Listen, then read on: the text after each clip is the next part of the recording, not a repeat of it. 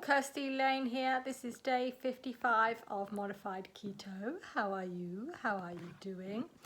I have been having a very hard time this week. I have not managed to get into ketosis once. I know.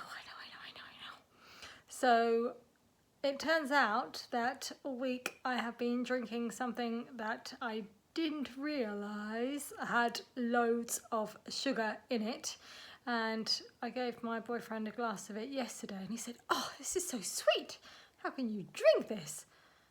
I had a look at it and I had a look at the sugar, and then I realised, oh yeah, it's got loads of sugar in it. That's why I've not been in ketosis all week. That's why it's so important to check your ketone levels in the morning, because you might think that you're doing everything right, which is what I did when I drank this elderflower cordial that I was putting in my sparkling water. You might think that you're doing everything right, and some things you just do not realise how much sugar they contain. And especially because to me it didn't taste sweet, and he drank it. And he said, "Oh my gosh, this is so sweet. How can you drink this in keto?" So, yes, that is why we test our ketone levels so that we know if we are on the right track or not.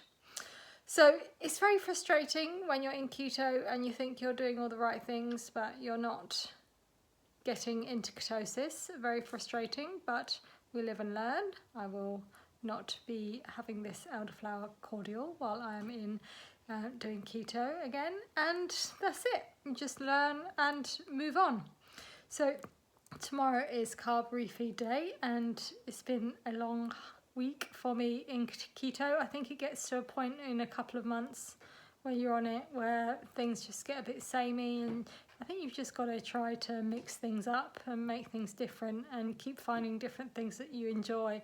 Otherwise it just gets very monotonous. But that's why it's so good to have this day once a week where you can just eat all the foods that you've been missing, and I'm thinking about and looking forward to eating and drinking those things tomorrow.